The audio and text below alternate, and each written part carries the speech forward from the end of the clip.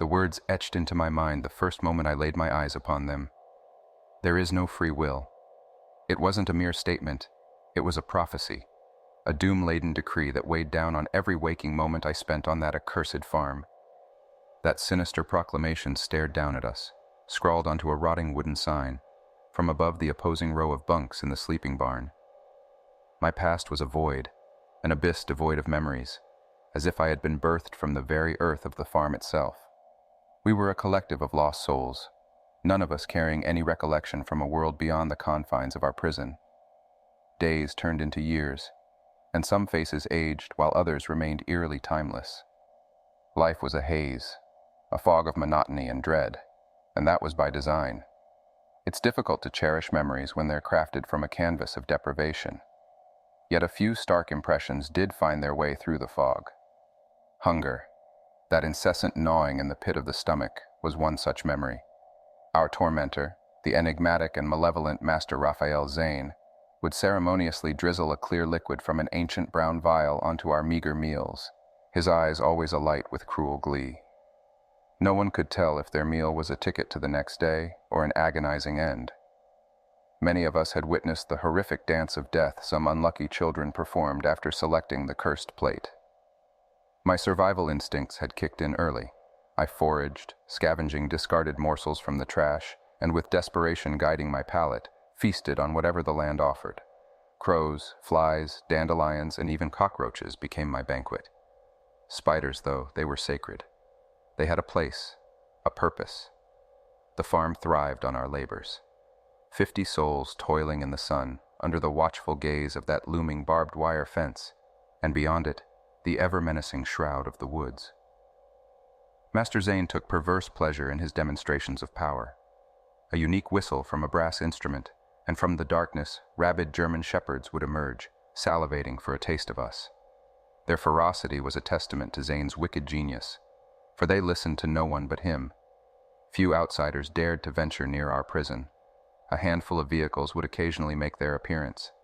Delivery trucks, an ominous prison bus, and a sleek Thunderbird with windows dark as night. It roared with the power of unknown engines, and its sole purpose seemed to be to cater to our tormentors' whims. Whispers floated amongst us, chilling tales suggesting that we weren't even real children. Rumors painted Zane as a demon, a malevolent force that had shaped us from the essence of blood and sorrow. Engaging with him was an endeavor we all avoided. His touch was akin to poison, a searing pain that burned long after his icy fingers had grazed your skin. But amongst all the perils of the day, it was the night that held our deepest fears. The cold, lifeless silence would often be shattered by the chilling echo of Zane's footsteps. They didn't just tread the creaky floor of the barn. They crawled up its walls, traipsed its roof, and even seemed to float, phantom-like, from the ceiling. It was during those haunting hours, enveloped by the abyss of darkness, that we truly felt our souls being eroded.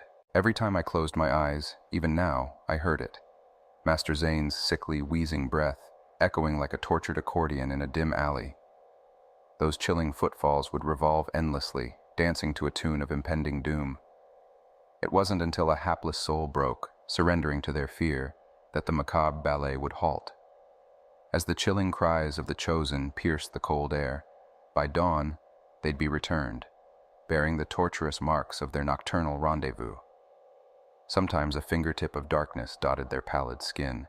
Other times, a painful smear of reddish purple scarred them. To mention these marks would be to invite Zane's wrath upon oneself.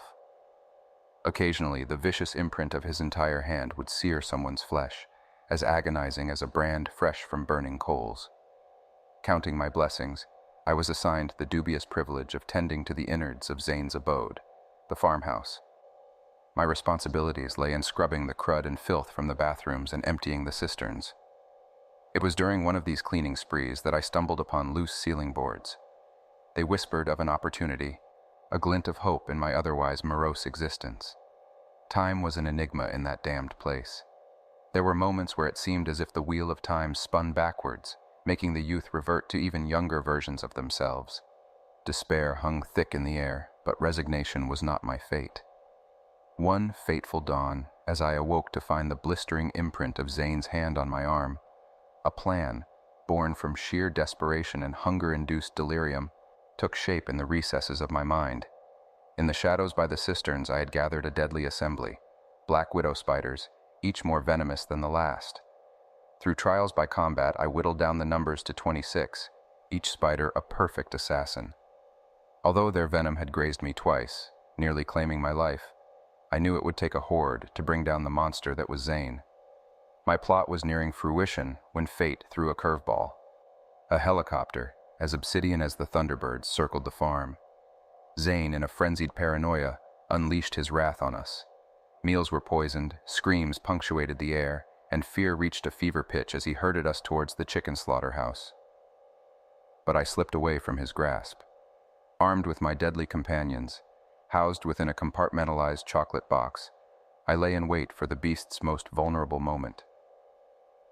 Night's shroud had draped the farm when Zane finally came, carrying a lone candle. The familiar sound of trousers dropping and his telltale grunt concealed my movements above. Swiftly, I unleashed my arachnid gladiators onto him. As they descended, their venomous fangs found their mark, injecting their deadly cocktail into Zane's vile flesh. The terror of the farm, the demon that haunted our nightmares, lay writhing, eyes bulging, his face contorted in sheer horror. The beast was finally tamed, and the nightmare was at an end. As Zane's vision blurred, before the inky blackness of death took him completely, my visage was the last thing he saw. The face of a 7-year-old boy, framed by the dark void above. A bitter laugh, almost a gurgle, escaped his lips. "I knew this day would come," he rasped, his voice dripping with malevolence. "There's no such thing as true freedom. I've been alive for millennia, traversing time, living countless beautiful lives. Yours was but one among the myriad." As the venomous spiders roamed his features, I watched the life force drain from him. His final words haunted the silence. "You and I, we're both phantoms now." After what felt like an eternity, but was merely a few hours, I made my descent, approaching the window with caution. The spiders had done their work and vanished into the shadows from whence they came.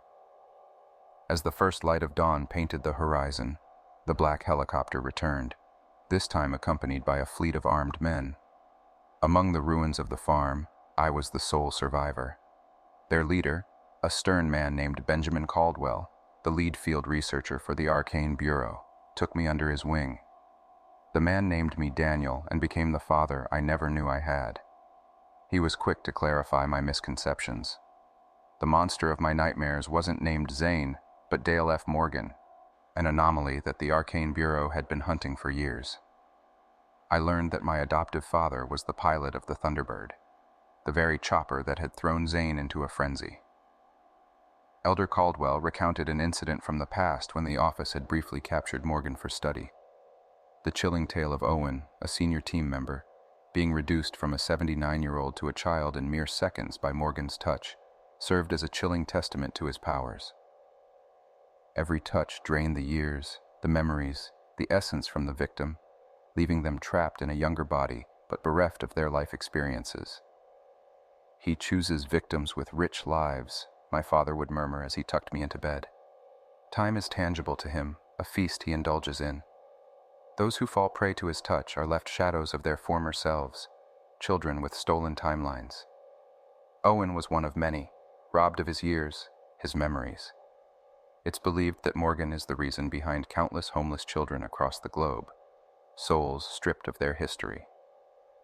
One day, when I questioned Benjamin about his decision to adopt me, he guided me to a grand mirror in the master bathroom, urging me to disrobe.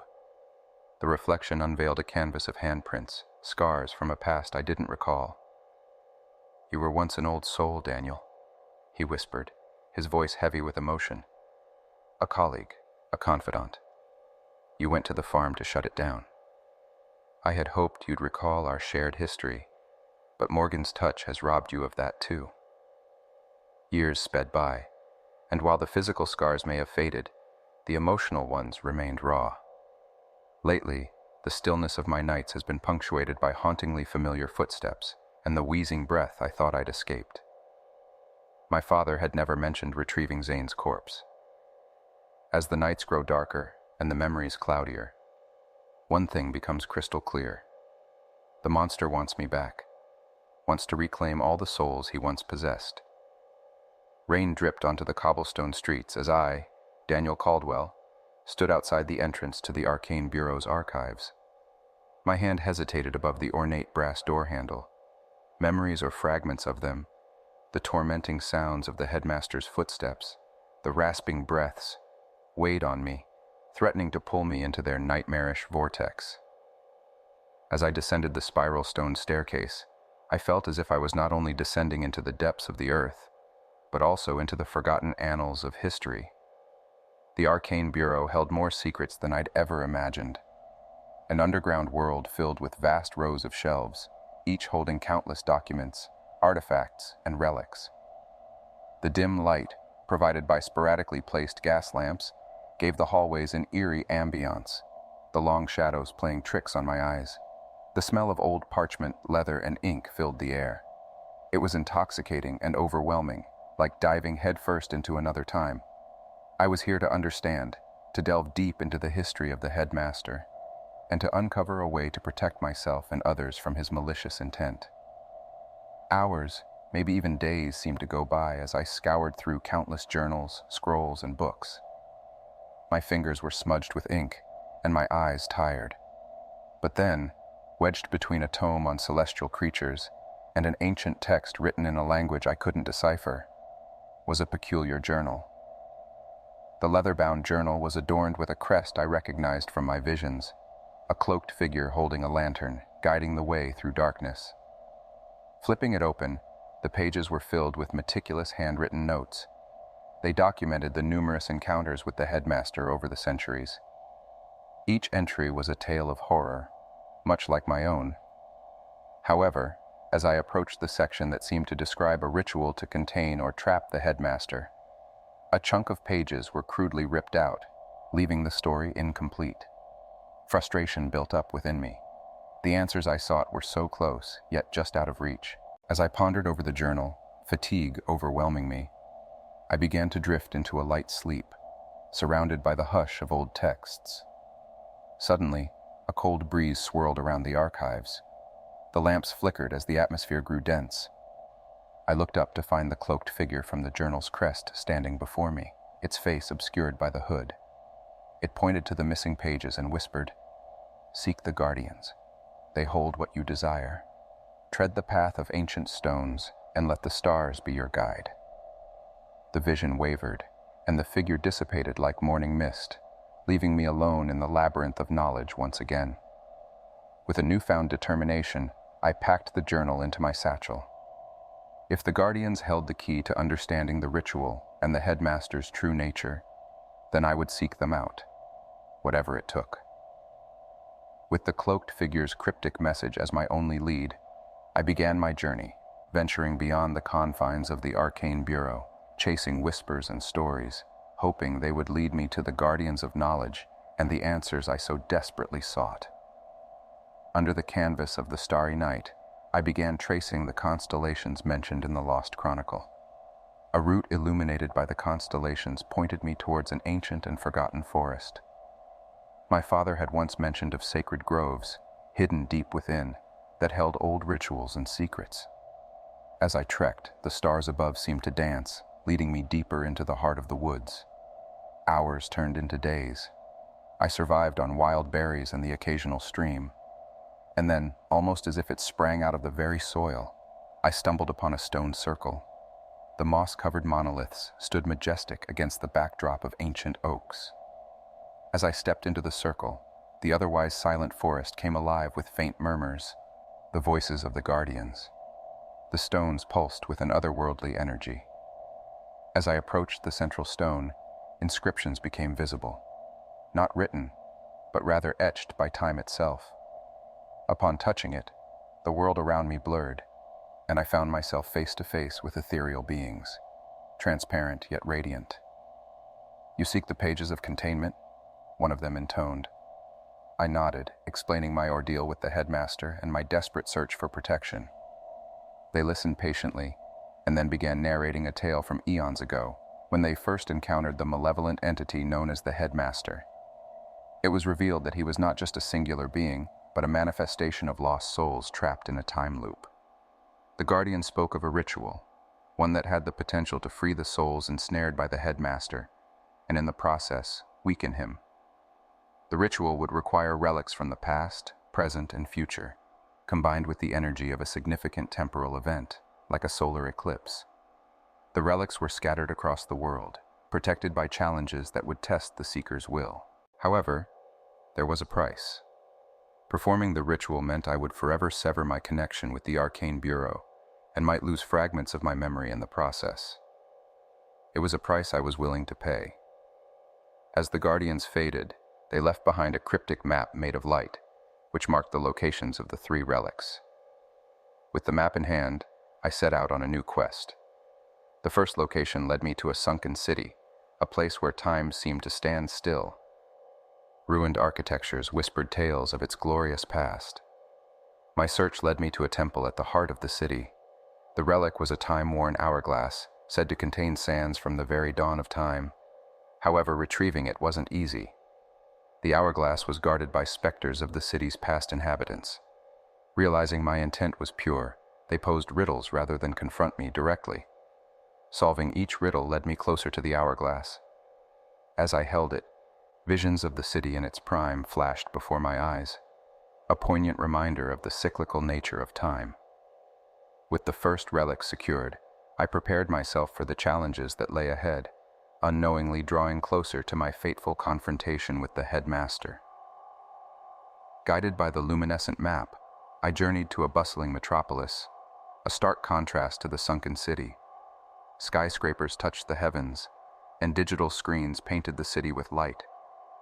Here, time moved differently, not by the sun or moon, but by the clock's relentless ticking. The relic was rumored to be in the possession of a reclusive tech mogul, guarded not by specters but by complex security systems and artificial intelligence. I approached his colossal glass tower and was surprisingly welcomed in. The mogul, having heard tales of the Arcane Bureau, was expecting me. He presented me with a challenge: navigate a virtual maze, a digital realm where time could be sped up, slowed down, or even rewound. After what felt like both an eternity and a mere second, I retrieved the relic, a digital pendant encapsulating the present, forever changing and updating with the flow of the current time. The last location was the most perplexing. The map led me to an empty plain with nothing but barren land in sight. Confused, I camped for the night, and as dawn approached, a celestial city descended from the clouds. It was a place that transcended time, a city from the future. The inhabitants were beings of light and energy. They guided me towards a grand observatory. Here, the relic of the future was no tangible object. Instead, it was a prophecy, a vision of what was to come. I saw a world free from the headmaster's curse, children laughing without fear, and time flowing uninterrupted. However, the vision also carried a warning. I saw myself standing against the headmaster, with outcomes both triumphant and tragic. With this bittersweet knowledge, I returned to the present realm, armed with the 3 relics and the weight of the impending confrontation. The day of the solar eclipse arrived. Using the relics, I initiated the ritual of echoes atop the stone circle. The sky darkened, and the headmaster, sensing his impending doom, appeared before me. A fierce battle of wills and temporal forces ensued. As I channeled the energies of the relics, the souls trapped by the headmaster began to break free. Their combined force weakened him, and with one final push, I shattered the time loop imprisoning them. The headmaster, now a mere shadow of his former self, let out a haunting scream before dissipating into the ether. The eclipse passed, revealing a world now free from his curse. The aftermath was bittersweet. True to the prophecy, I had lost fragments of my memory and was no longer a part of the Arcane Bureau. But I had given countless souls their freedom and prevented future harm.